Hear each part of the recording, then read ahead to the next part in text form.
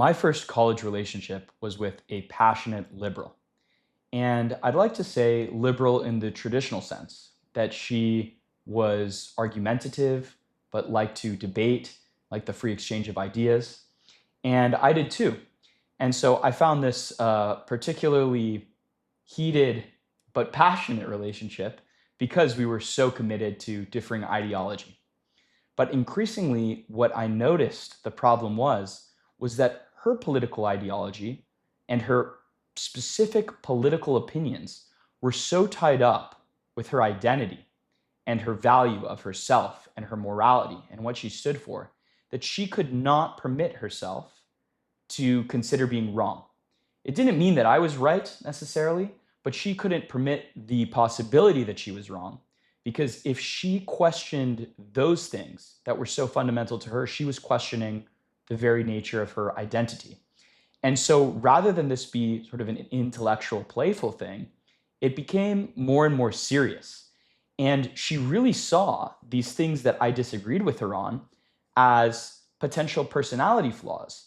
But it sort of ran up against her experience with me, that she obviously cared for me and I cared for her, that this idea of her, this idea in her mind, this caricature of the kind of person that would believe these things, did not square with the reality of what she was experiencing.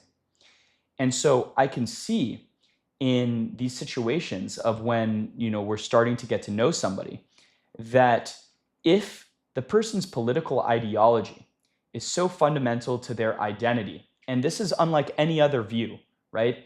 We don't necessarily view movies or music sometimes, but it tends to be with politics. See, it's so fundamental to our view that if to our identity, that if the other person doesn't agree, then that's going to be a serious problem with us, because they're not just rejecting an ideology, they are rejecting the very identity of the person.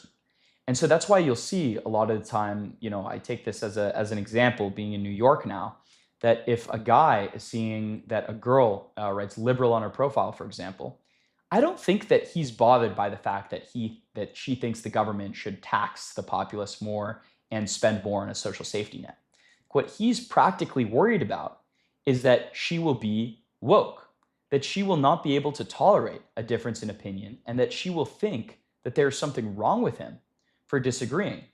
And conversely, let's take the opposite case. If a girl is going out with a guy and sees that he's MAGA, he supports Trump, then she might characterize him as being in this group of people that only cares about their own class